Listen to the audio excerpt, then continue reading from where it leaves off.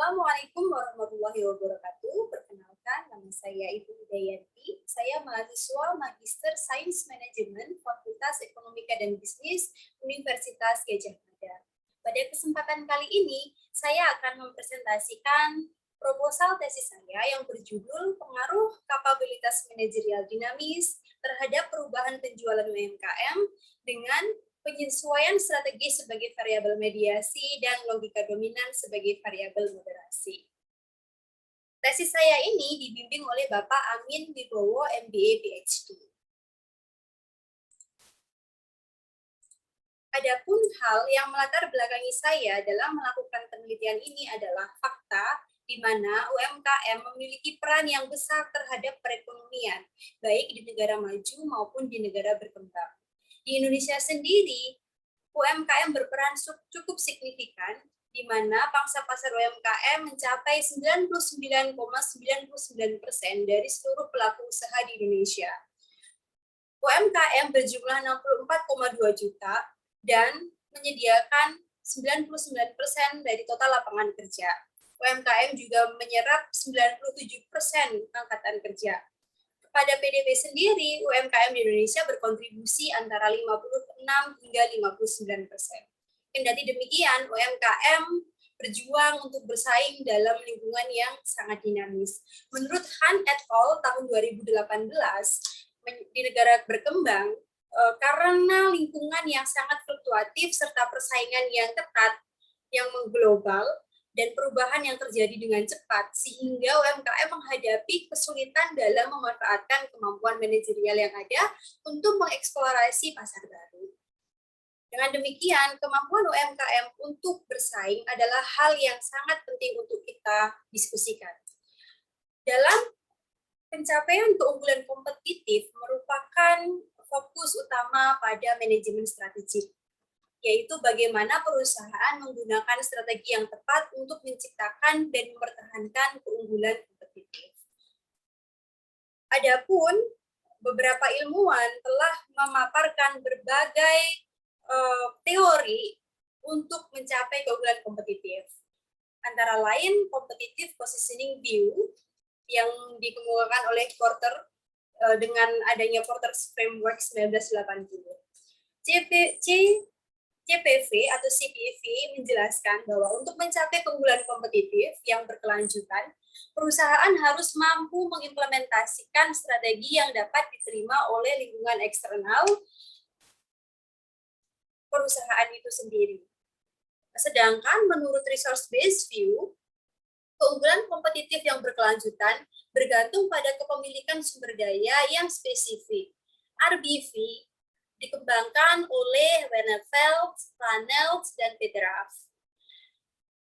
Menurut RBV ini menekankan pada pembelajaran organisasi, manajemen pengetahuan, dan mengkolaborasikan jaringan-jaringan bisnis. CPV dan RBV saling melengkapi. Perdebatan mengenai pencapaian keunggulan kompetitif terus berlanjut. Menurut TIS tahun 2007, keunggulan kompetitif yang berkelanjutan mensyaratkan kepemilikan sumber daya pengetahuan yang sulit ditiru. Oleh karena itu, RBV dan CPV ini tidak dapat menjelaskan bagaimana dan kenapa perusahaan tertentu meraih keunggulan kompetitif pada situasi yang cepat berubah dan tidak dapat diprediksi perubahannya. Muncul kerangka dynamic capabilities yang dikemukakan oleh TIS 2007, Domain Sandler 2012, dan Evans tahun 2015. Dynamic capabilities ini berperan dalam memberikan dampak atas sumber daya yang dimiliki perusahaan saat ini yang ditransformasikan sehingga perusahaan dapat meningkatkan atau mempertahankan keunggulan kompetitif dalam periode tertentu yang mana sumber daya perusahaan dihubungkan bersama-sama secara internal dan eksternal.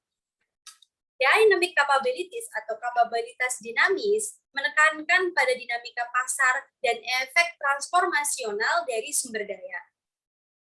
Berbicara mengenai sumber daya yang secara potensial unik adalah pemimpin strategis perusahaan, di mana pemimpin perusahaan ini melaksanakan peran interpersonal, informasional, dan desisional.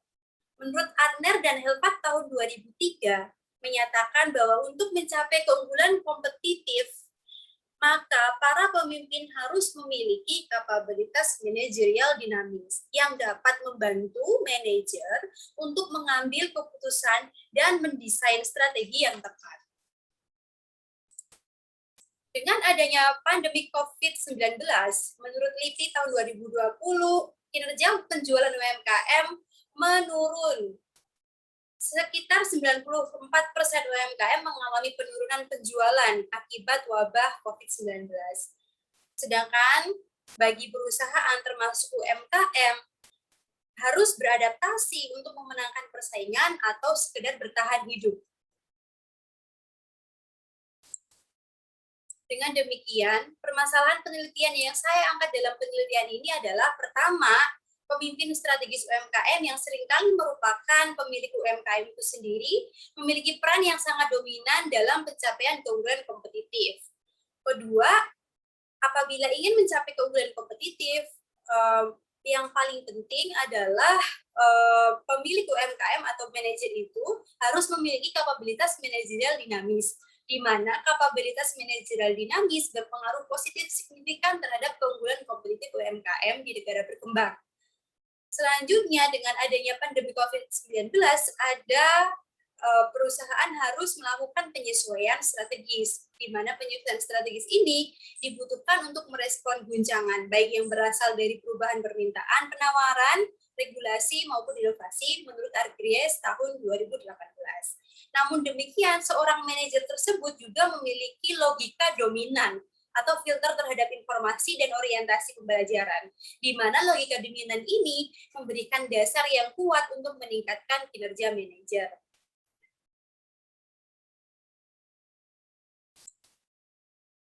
Namun demikian, dengan adanya latar belakang di atas, maka terdapat dua gap penelitian yang bisa saya ambil, yaitu gap konseptual dan gap kontekstual. Secara konseptual, perkembangan ilmu manajemen strategik lebih bersifat defensif. Agar bidang manajemen strategik berkembang, peneliti perlu lebih kohesif dan berani menginspirasi daripada defensif, kaku, dan malu-malu. Bidang ini harus terhubung dan merangkul teori, metode, dan empiris baru dari ilmu sosial dan administrasi lainnya dan membuatnya relevan bagi siswa, manajer, pemangku kepentingan lainnya. Pada topik kapabilitas manajerial dinamis, secara khusus penting untuk menghindari potensi tautologi terhadap kinerja perusahaan seperti yang disampaikan oleh Grant Verona tahun 2013 dan Helfat et al. Tahun 2007. Oleh karena itu, Helfat et al. Tahun 2007 merekomendasikan bahwa penelitian empiris kinerja kapabilitas manajerial dinamis menggunakan mediasi atau mediator untuk menguji dampaknya terhadap kinerja perusahaan. Adapun gap kontekstual atau gap empiris dari penelitian ini adalah yang pertama, telah banyak penelitian yang menguji pengaruh kapabilitas manajerial dinamis terhadap kinerja perusahaan pada kondisi perubahan strategis, seperti penelitiannya Adner dan Helfat tahun 2003, Helfat dan Martin 2007, Martin dan Baharah tahun 2018. Akan tetapi, belum ada penelitian yang menguji kapabilitas manajerial dinamis pada kondisi penyesuaian strategis dengan logika dominan sebagai variabel moderasi. Menurut Argries et al. Tahun 2018 menyatakan bahwa para peneliti tidak banyak menaruh perhatian untuk mengembangkan teori mengenai penyesuaian biaya yang merupakan salah satu bentuk dari penyesuaian strategis. Kemudian penelitian ini menjadi penelitian pertama yang menginvestigasi hubungan antara kapabilitas manajerial dinamis, penyesuaian strategis, logika dominan, dan kinerja perusahaan dalam kondisi perubahan. Dengan demikian, pertanyaan penelitian yang saya usulkan yang pertama adalah apakah kognisi manajerial mempengaruhi penyesuaian strategis UMKM? Yang kedua, apakah modal manusia manajerial mempengaruhi penyesuaian strategis UMKM? Dan yang ketiga, apakah modal sosial manajerial mempengaruhi penyesuaian strategis UMKM?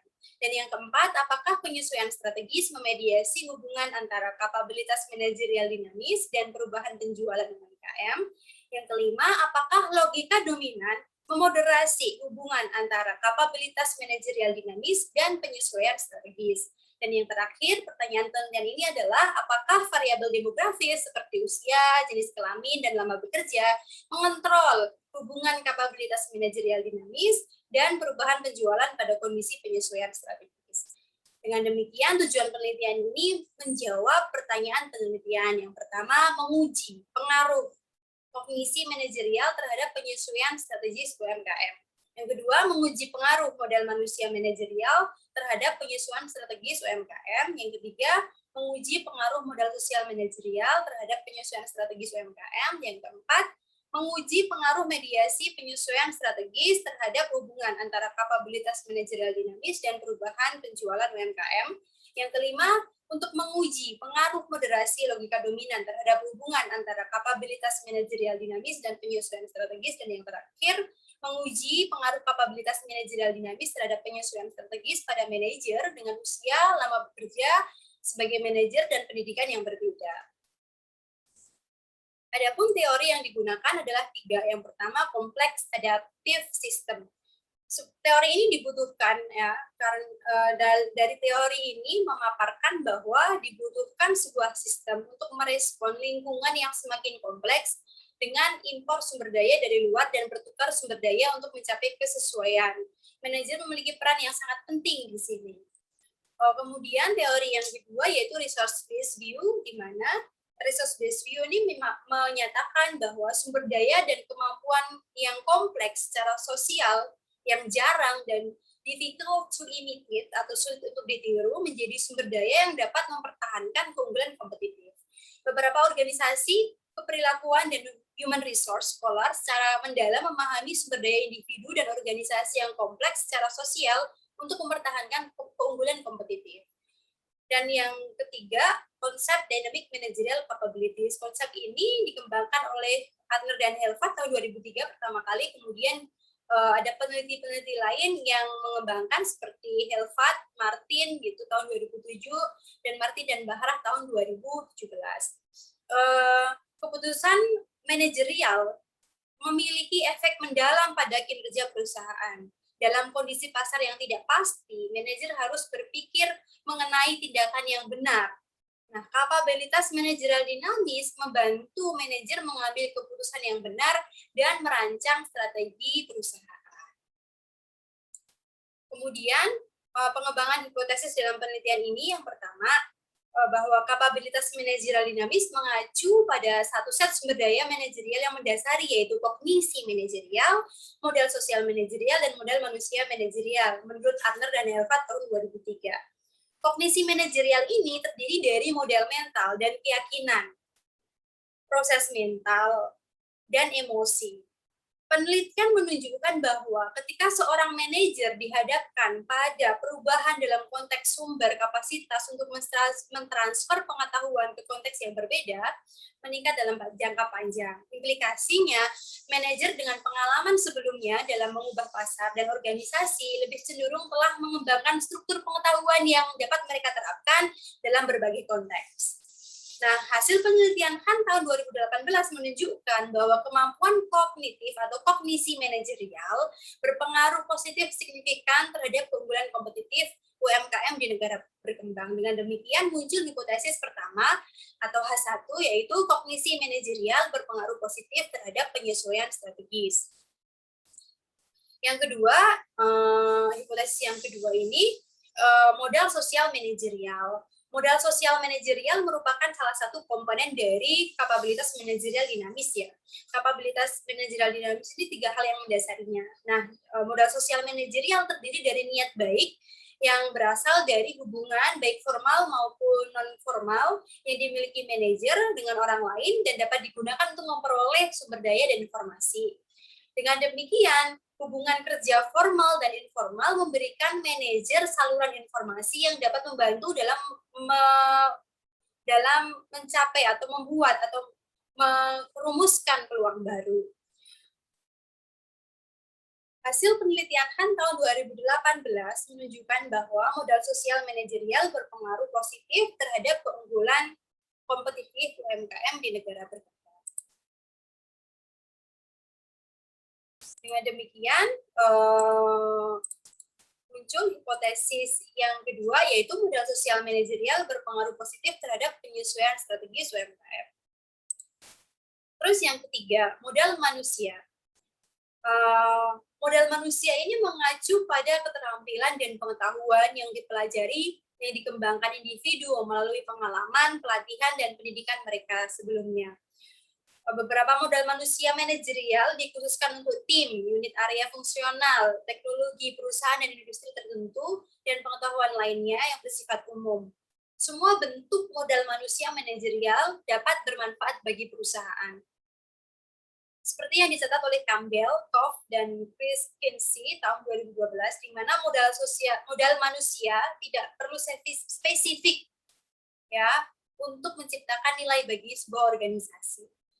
Lagi-lagi hasil penelitian Han tahun 2018 menyatakan bahwa modal manusia manajerial berpengaruh positif terhadap keunggulan kompetitif di negara berkembang, sehingga penelitian ini menghipotesiskan modal manusia manajerial berpengaruh positif terhadap penyesuaian strategis UMKM.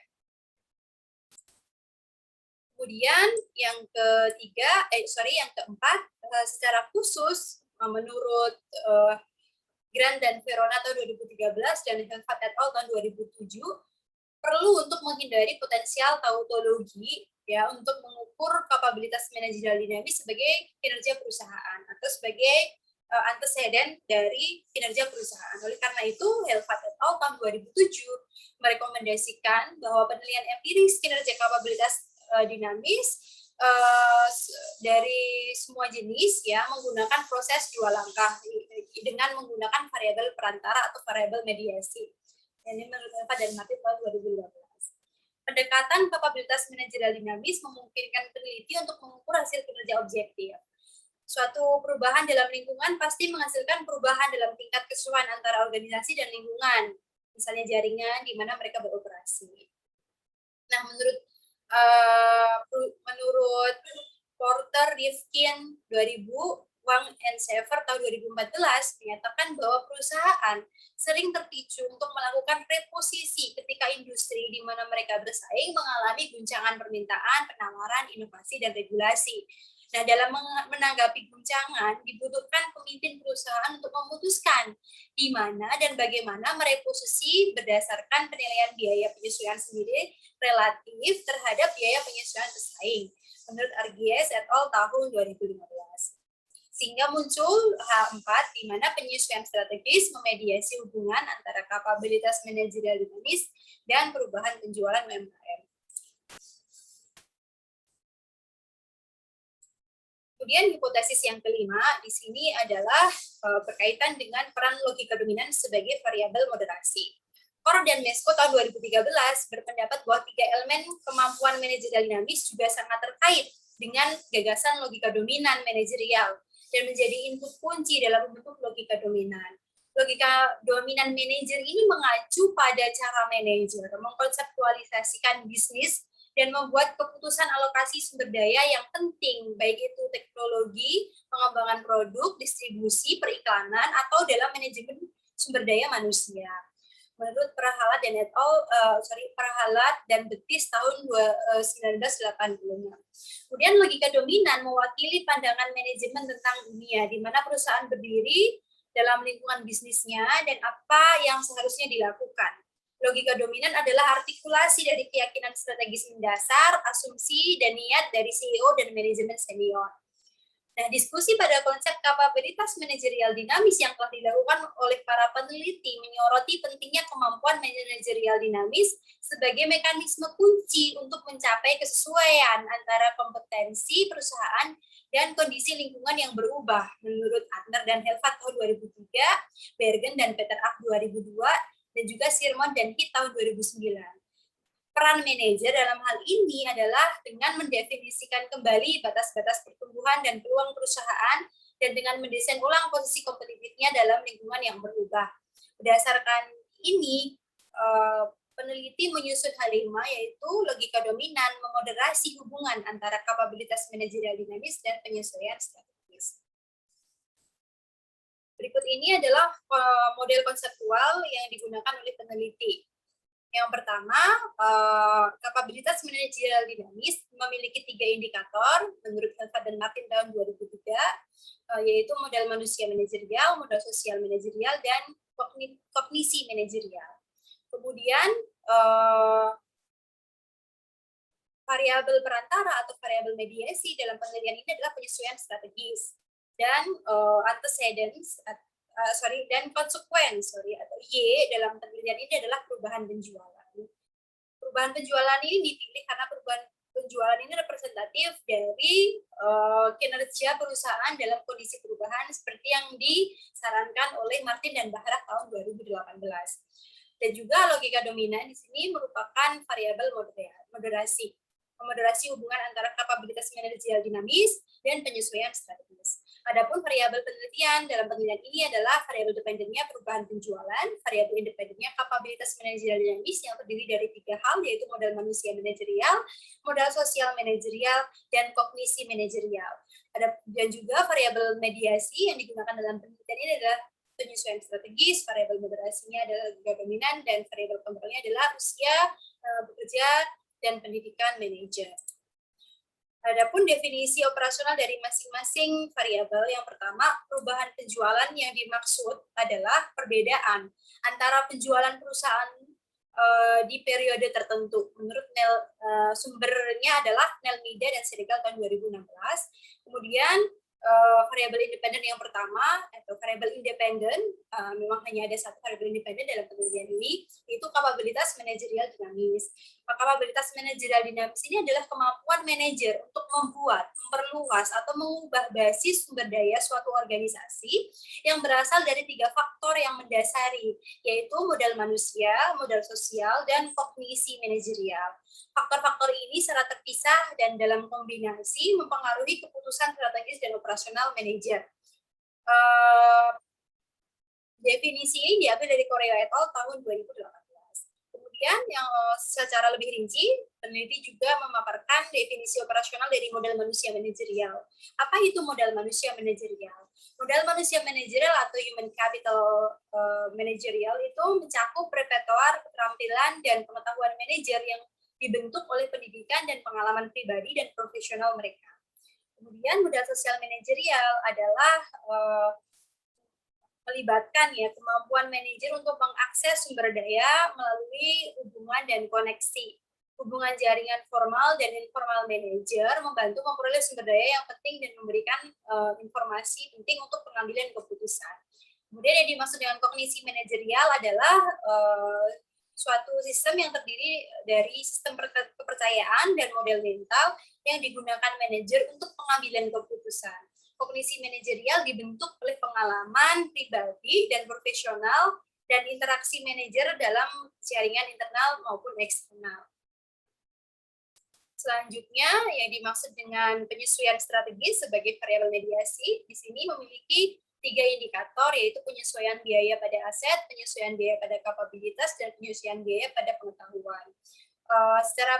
Secara definisi, penyesuaian strategis adalah gagasan bahwa perusahaan yang menanggapi kejutan inovasi memilih di antara strategi imitasi, diferensiasi, out atau masuk atau in berdasarkan perbandingan biaya penyesuaiannya sendiri untuk masing-masing alternatif terhadap biaya penyesuaian saingan untuk alternatif yang sama. Kerangka kerja ini terdiri dari 3 langkah untuk menilai 3 jenis biaya, yaitu biaya aset, kapabilitas, dan pengetahuan. Yang dimaksud dengan penyesuaian biaya pada aset adalah peningkatan atau penurunan biaya komparatif untuk aset perusahaan. Yang dimaksud dengan penyesuaian biaya pada kapabilitas adalah peningkatan atau penurunan biaya komparatif untuk kapabilitas perusahaan. Dan yang dimaksud dengan penyesuaian biaya pada pengetahuan adalah peningkatan atau penurunan biaya komparatif untuk pengetahuan perusahaan. Yang dimaksud dengan logika dominan pada penelitian ini adalah model mental terdiri dari interpretasi manajer tentang pengalaman dalam bisnis inti dan terbentuk setelah periode tertentu yang memungkinkan manajer menganalisis dan menanggapi setiap situasi tidak pasti tanpa mengadopsi metode ilmiah. Jadi logika dominan ini merupakan hasil interpretasi dari kebiasaan-kebiasaan yang dilakukan di dalam perusahaan dan melekat pada diri manajer. Kemudian variabel kontrol dalam penilaian ini ada usia manajer, lama bekerja manajer, dan pendidikan manajer. Adapun pengukuran variabel yang digunakan dalam penelitian ini menggunakan model reflektif. Mengapa? Karena penelitian ini memenuhi beberapa asumsi. Asumsi yang pertama, item dalam penelitian ini memiliki interkorelasi positif yang tinggi. Dan kami melakukan, atau saya dalam penelitian ini melakukan uji empiris dengan menilai konsistensi internal dan reliabilitas dengan perubahan alfa, rata-rata varian diekstraksi, dan faktor loading. Kemudian asumsi yang kedua, item memiliki tanda dan sertifikasi yang mirip dari hubungan dengan antecedent dan konsekuensi sebagai konstruk. Uji empiris yang saya lakukan adalah dengan menetapkan validitas isi atau konten dengan pertimbangan teoretis, menilai validitas konvergen dan diskriminan secara empiris. Kemudian asumsi yang ketiga dimungkinkan mengidentifikasi error term pada item. Mengidentifikasi dan mengekstraksi kesalahan pengukuran dengan analisis faktor umum adalah uji empiris yang saya lakukan untuk membuktikan asumsi tersebut. Kemudian kualitas penelitian di sini melingkupi validitas dan reliabilitas. Untuk validitas sendiri, saya menggunakan dua jenis validitas, yaitu validitas muka atau face validity, yaitu dengan cross-check dan compare antara kuesioner penelitian dengan literatur yang ada, dan juga pengawasan ahli, atau dalam hal ini adalah dosen pembimbing. Kemudian validitas konstruk dalam penelitian ini dilakukan dengan dua jenis, yaitu validitas diskriminan, yaitu dengan melakukan uji confirmatory factor analysis, dan validitas konvergen dengan melakukan uji average variance extracted atau AV. Kemudian uji reliabilitas dalam penelitian ini menggunakan perubahan alfa. Adapun desain penelitian dalam penelitian ini pertama, pendekatan penelitian yang digunakan adalah explanatory. Kemudian paradigma penelitian ini adalah positivistik, dan jenis penelitiannya adalah kuantitatif, dan unit analisis yang digunakan adalah organisasi atau UMKM dalam hal ini. Kemudian strategi pengambilan sampel, responden dalam penelitian ini adalah UMKM makanan dan minuman di Yogyakarta. Mengapa saya menggunakan UMKM makanan dan minuman sebagai responden? Karena jenis industri ini, ya, industri makanan dan minuman UMKM itu merupakan industri yang sangat terhantam dalam keadaan pandemi COVID-19 menurut laporan-laporan BPS seperti itu, atau berita-berita yang beredar. Kemudian kenapa di Yogyakarta? Karena penelitian sebelumnya yang paling akhir yang meneliti kapabilitas manajerial dinamis dilakukan oleh Han et al. Tahun 2018 itu meneliti dalam agregat sebuah negara, yaitu China gitu. Nah, saya memilih kota Yogyakarta atau dalam hal ini DIY gitu ya, sebagai apa namanya daerah, ya, sebagai sebagai lingkup penelitian yang lebih kecil, dikarenakan penelitian dynamic managerial capabilities atau kapabilitas manajerial dinamis belum pernah dilakukan dalam ruang lingkup yang kecil, yaitu kota atau daerah gitu. Kemudian strategi pengambilan sampel yaitu non-probability sampling, yaitu dengan kriteria tertentu atau purposive sampling, yaitu UMKM yang setidaknya berusia 2 tahun per 1 Juni tahun 2021. Kemudian jumlah sampel itu setidaknya 205 UMKM sesuai dengan HER et al. Tahun 2014 yang menyatakan bahwa jumlah tersebut merupakan hasil dari 41 item kuesioner dikalikan minimal 5. Kemudian metode pengumpulan data. Teknik pengumpulan data yang digunakan dalam penelitian ini adalah teknik survei daring melalui Google Form. Karena situasi pandemi yang masih belum reda seperti itu, akan lebih aman jika menggunakan Google Form. Tetapi namun demikian saya juga mempertimbangkan untuk meng-hire enumerator untuk mendapatkan data yang lebih relevan gitu. Kemudian jenis data yang digunakan adalah data primer, dan cross-sectional. Kemudian metode analisis data, yang pertama, teknik analisis datanya adalah Structural Equation Modeling atau SEM, di mana SEM itu dapat menguji serangkaian hubungan ketergantungan secara bersamaan. SEM sangat sesuai untuk menguji teori yang memaparkan persamaan yang melibatkan variabel mediasi menurut Hare et al. Tahun 2014. Lebih spesifik, pendekatan yang digunakan adalah SEM Bayesian. Kenapa? Karena pendekatan Bayesian ini lebih sesuai untuk sampel yang relatif kecil menurut Arbuckle tahun 2009. Kemudian